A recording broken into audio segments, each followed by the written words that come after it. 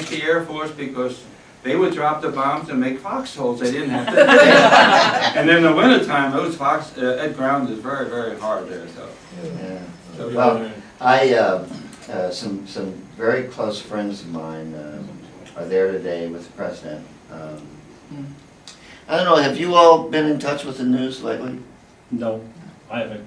On the way down there. Heard about President Reagan? Yeah, within the Yes. last 10 minutes. Oh, no, I know about Reagan. Yeah, he just joined a lot of brothers and Oh, he sisters up passed there. away? oh, did he die? About 10 minutes Reagan. Oh, Lord have mercy Reagan. on his soul. I know that this morning, they were saying this morning that the way they were talking this morning, I thought he had already Yeah. gone. Yeah, but, yeah, I did the Afghanistan piece. And the service that we give, that's very,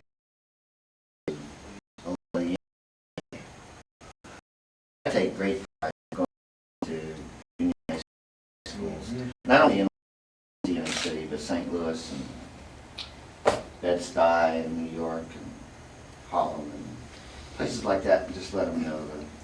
Where's your home? Yeah, but actually, I was born in Washington, D.C. Oh, And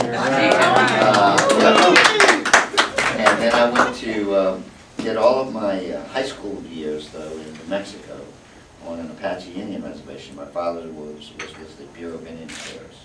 And so I grew up riding horses and raiding apple orchards. I think that's where I got the charge for it. In New Mexico, in the Hondo Valley, and then came back to go to Howard and American for stuff, grad school, law school, all that stuff. But I'm sort of a DC guy with a little bit of New Mexico. The city's changed quite a bit since you were. Oh, tremendously.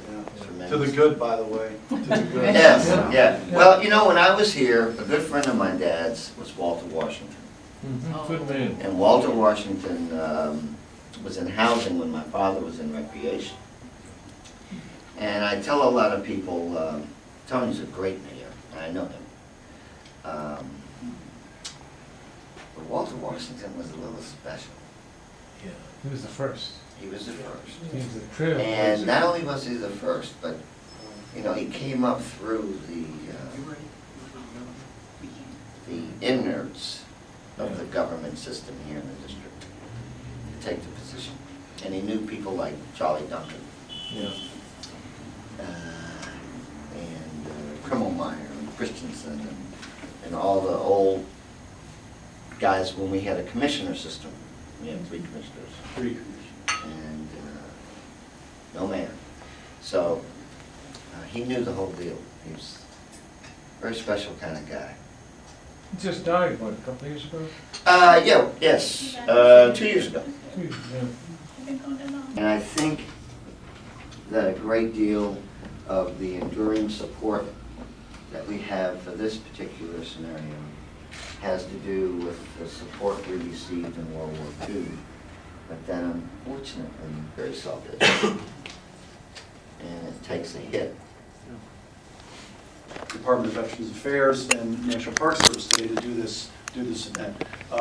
You're all here for a reason, as our honored guests, and are going to play a role in this ceremony. And maybe the best thing to do is, Bill Hember. Could we just go around and do self-introductions if we could? And Hey, look, I'm just standing because I've been sitting too long. I gotta change your rail. You do the I'm not, no, I'm never going to upstage you in general, I assure you. But if we could, with introductions. I'm Rebecca West, the Associate Pastor at Plymouth Congregational United Church of Christ, and I'm also on the Mayor's Veteran Affairs Advisory Board. Sir. I'm Phil Buchanan, World War II veteran, Normandy invasion. I served on an LCI, landing craft infantry. I have some pictures here I'd like to circulate for you people, for you persons to look at if you will. Sure. We'll do that and pass them around. John? I'm Father John Molesky. I'm a Catholic chaplain at the VA here in Washington. I've been here since Tuesday, so if I look a little beleaguered, that's why. Good to see you, Father. I'm Joe Vaghi, Navy, Peace Battalion, and I'm here, happy to be here. Sir. Oh, I'm Nelson Ricos, and I was with the 8th Air Force as a navigator there from May of '44 to October of '44. And I don't want to get into a speech there about how great we were there, but and we all felt there that we, being the Air Force, we all felt that we were extremely instrumental there in turning the tide of the war. So let it go at that. Since my dad was in the 9th Air Force, I agree. Yeah. Ladies, if you would. I'm Carol Latin Solomon. Nameplate, Joseph. Huh? Well, my name is Effie W. Johnson, World War II veteran, and we just had our convention today, the Department of American Legion, and I belong to that, and I belong to Montgomery Marines, and a whole lot of other organizations, and I also belong to 10th Street Baptist Church. and I have a lot of friends. This is one of them right here, but she's unaffected. Fantastic. Thanks for being with us, ladies. My name's Joanne Walker. I'm Thank here you. with Nelson Ricos. I'm Nancy Firestone. It's my father. You're part of the family. Yeah, So. it's gonna keep it on his Four daughters and a son. family. I'm Joyce Bounce. Yes. Jennifer Lamont. Okay. You gonna say something? And that's our brother. No, there you go. And that's and having the opportunity to participate in this event with you today. It is my goal and the goal of Elliot and the gentleman who was downstairs greeting you, Lee Brian Reba, to do the best we can to take care of you for the next couple of hours. There will be another set of staff that will be on the other end. So my intent right now is just to kind of walk us through the program very quickly so you know what it's going to look like, you know where you fit in. If you have any questions, anything that you're uncomfortable with, we can. There is a chart about the transportation that we are going to use from here to get you to the location. We'll talk about that in a second. For any of you who may have forgotten or left behind your reading, the passage you will be reading, that should be in your individual package. It's only an additional copy. If you have yours, if you've made notes, feel free to use the one you've had. If you need it, it's there for your use. We also will go through the seating arrangement and what that looks like on the stage, to include where the guests will sit and where your reservations remarks. And he will ask you to come up, Reverend, and do the invocation. Now, given what we have just learned about our past president, I think it will be appropriate if we insert into the program a request on your behalf for a moment of silence. Brass Quintet, and they will do the national anthem. Okay? And we'll present the colors. All right. After the national anthem, Bill will actually introduce the General John Hawkins, who was actually going to read Eisenhower's order for D-Day, okay? That will be followed by a musical interlude again. Bill will then come back up and introduce Mr. Kerwin Miller, okay? Kerwin is going to bring some greetings, and he's going to introduce each of the 5 veterans who are going to read from the passage, from the book of, we don't want there to be a lag time when you start reading till the next person gets up and walks over. So there will actually be a staff person sitting behind you that will prompt you to get up when it's your turn, so that as the person is concluding in their part of the speech, you have an opportunity to get up and move to the stage so that it flows. Okay, so again, the audience is hearing the story that's being told. Okay? And there'll be some folks directing you as Yes. as well.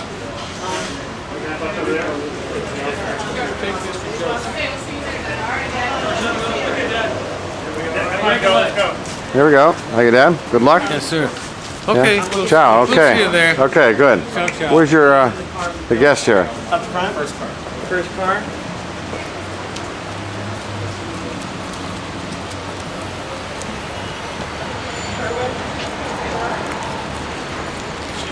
Peter, what do you have to say here today? Here. Where did Dad go?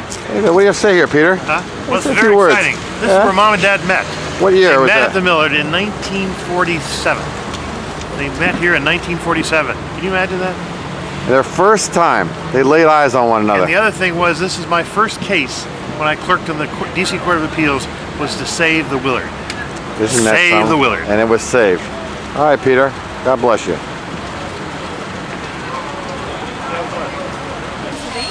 Hey,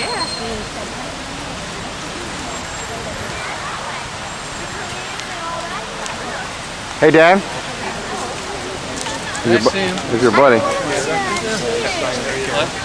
you following this? No, I'm from the Vaghi. Oh, okay. Now you met him. Hi. Hello, sir. How are you? Good. Nice seeing you. Yeah, pleasure to speak with you. Thank you. Yeah, thank you very much. What? Go ahead, guys.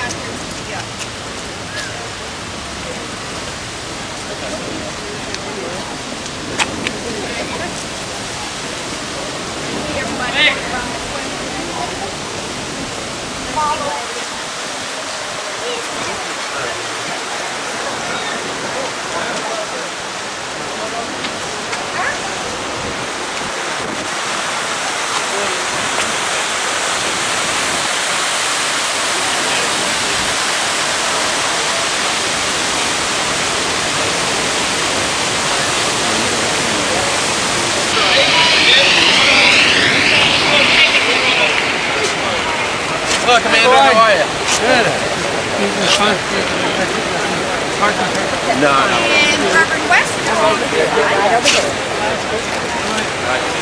Yeah, what do you have to say, buddy? Hello, Joe. How are you? This is a What do you great say, buddy? day, isn't it? Yeah, nice, yeah. Little wet. The rain has been coming and going. This is what it's like on Normandy, though. That's right. June 5th, 60 years today, it was raining. And they were moving. They were moving. That's right. It was a very nice event. Tell me a little bit about our former president. You just heard news? Just heard about, actually driving down here 30 minutes ago that Ronald Reagan just passed away. We heard that earlier. So he's a great American hero. Yeah. Great American. Peter, what do you have to say about Ronald Reagan? What's your favorite Ronald Reagan remembrance? When he went to Normandy. That's right. He went to Normandy. For the 40th, 84. It was. These are the boys of Punta Hoc. Mike Deaver was the one that created that whole thing. Yeah. So, all right. Well, let me just.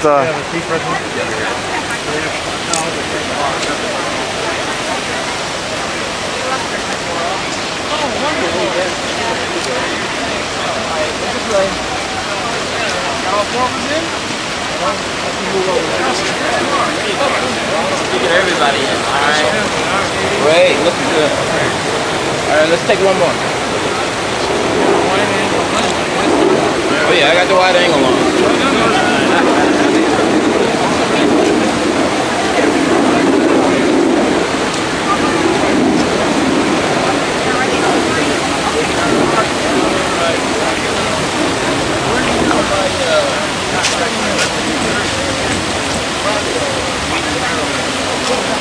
Memory. More than 90 arts and cultural institutions are doing exhibitions, performances, walking tours, and special events to honor the spirit and valor of the World War II era. Tonight, we pause to remember the brave members of the greatest generation who answered the call to duty on June 6, 1944. They did not seek to be heroes, but they became heroes, turning the tide of the war in favor of freedom and democracy. There may be no day in American history more important than D-Day. It truly is this nation's finest hour. We are humbled to stand in the company of these courageous soldiers, sailors, and airmen. On behalf of the United States Department of Veterans Affairs and the American Experience Foundation, it is our honor and privilege to commemorate their sacrifice and service.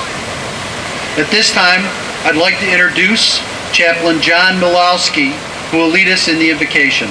Father John is currently on the staff of the Washington VHA Medical Center. Father, if you would.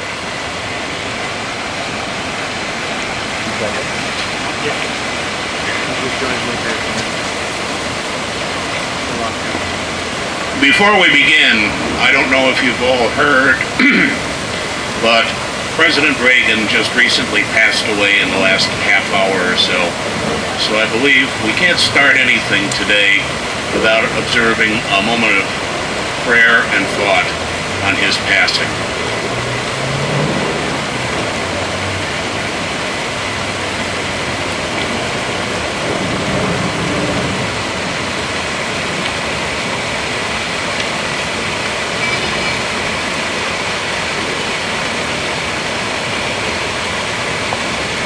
Honored guests, ladies and gentlemen, most importantly, veterans.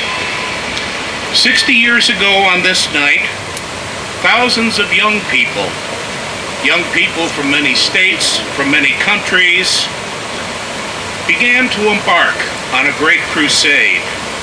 A crusade that was based upon noble and immutable ideals. These ideals have names like honor, freedom, democracy, the value of the human person, self-determination. These are the same ideals upon which this great country was founded.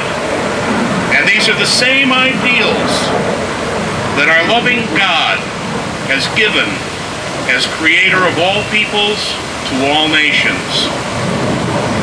As a young person, I learned of this great crusade through the words of a man named Cornelius Ryan, and later through the cinematic expression of Daryl Zanuck. 1,000 ships, 12,000 planes, thousands upon thousands of individual military personnel embarked into an unknown violent situation. Thousands upon thousands of ordinary people, people just like you and me, put their trust in each other and in God, who is the parent of us all. Trusting in Providence, they embarked on their crusade to bring freedom to the oppressed. In the process, 8,499 made the ultimate sacrifice, giving their lives for others. Knowing, too, that some still are forever missing. The people who made up this crusade are now known as the greatest generation. This greatest generation did what they needed to do. They trusted in themselves because they trusted in their God, who is with them. Now, as we gather to remember the great deeds of these people, people we should call patriots, though they would never afford themselves that title, they were, after all, only doing what had to be done. That was their job. Lord of hosts and God of nations, loving parent of us all, inspire us with the incredible courage of these members of the greatest generation. May God give us His grace to walk in the good and noble paths of these giants. May God also inspire us to keep them in our prayers and thoughts. May God, the Lord of hosts, continue to bless each of us and to mightily bless our great nation.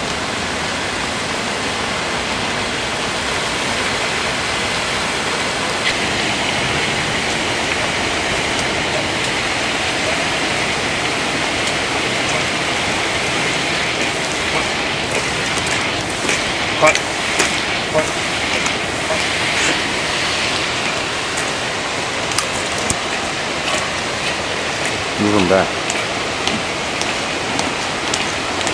Collar! Pull! 3, and pull!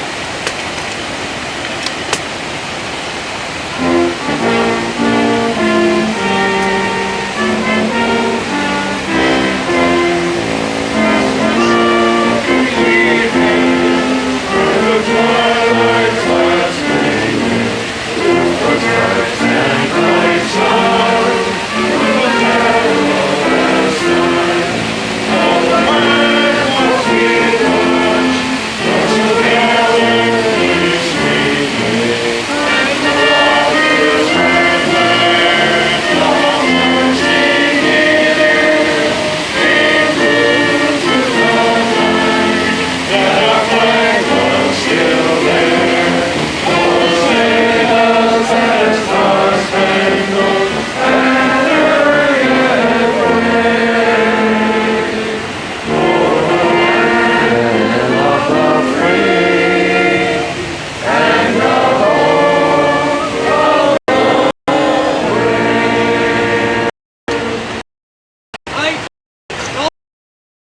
has received numerous awards, including the Legion of Merit, the Defense Meritorious Service Medal, the Army Commendation Medal, the Army Achievement Medal, and the Desert Storm Joint Service Unit Commendation Ribbon. Major General Hawkins.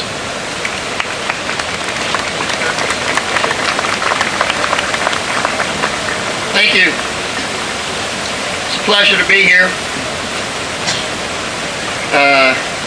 On a great occasion, complicated with the sadness of the loss of the great President Ronald Reagan, literally minutes ago. But we are here today to recognize the selfless service of all veterans, but particularly those who served in World War II. Numerous of you are here in the audience. Pardon me for not having everybody's name and reading those. Many of you are family members of those who served in World War II. Pardon me for not having your names, because you are what this is all about. But I have a few. I believe that Mr. Jack Lucas, Medal of Honor recipient, might be available. I know that the Honorable Jack Valenti is here, who has done great things with the Motion Picture Association. Joe Vaghi, Philip Buchanan, and Nelson Rakos, who all served in World War II. Thank you very much for honoring us with your presence.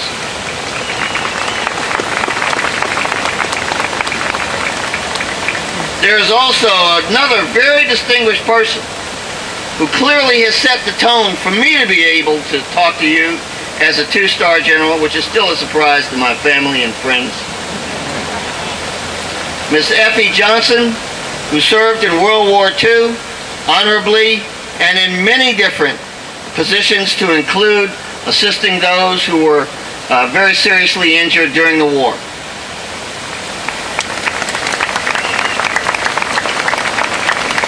I've been asked to do something here that is extremely humbling.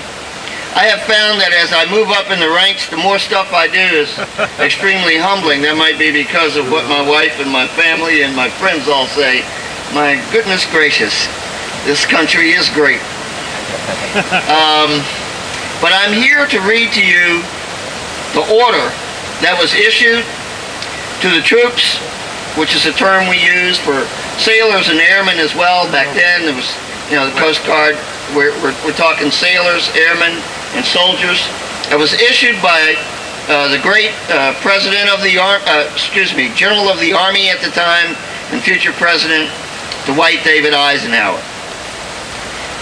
I could try to embellish and speak about this, but it would only make it ridiculous, because his words are absolutely most fitting and proper, I think, for the observance of this event. And I quote, "Order issued on June the 6th, 1944, signed Dwight David Eisenhower. Soldiers, sailors, and airmen of the Allied Expeditionary Force, you are about to embark upon the great crusade toward which we have striven these many months. The eyes of the world are upon you. The hopes and prayers of liberty-loving people everywhere march with you, in company with our brave allies and brothers in arms on other fronts. You will bring about the destruction of the German war machine, the elimination of Nazi tyranny over the oppressed peoples of Europe, and security for ourselves in a free world. Your task will not be an easy one. Your enemy is well trained, well equipped, battle hardened. He will fight savagely. But this is the year 1944! Exclamation point. Much has happened since the Nazi triumphs of 40 and 41. The United Nations have inflicted upon the Germans great defeats in open battle, man to man. Our air offensive has seriously reduced their strength in the air and their capacity to wage war on the ground. Our home fronts have given us an overwhelming superiority in weapons and munitions of war and placed at our disposal great reserves of trained fighting men. The tide has turned! Exclamation point. The free men of the world are marching together to victory! Exclamation point. I have full confidence in your courage, devotion to duty, and skill in battle. We will accept nothing less than full victory! Exclamation point. Good luck! Exclamation point. And let us all beseech the blessings of Almighty God upon this great and noble undertaking. Signed, Order of the Day on June 6, 1944. Dwight David Eisenhower. God bless us all.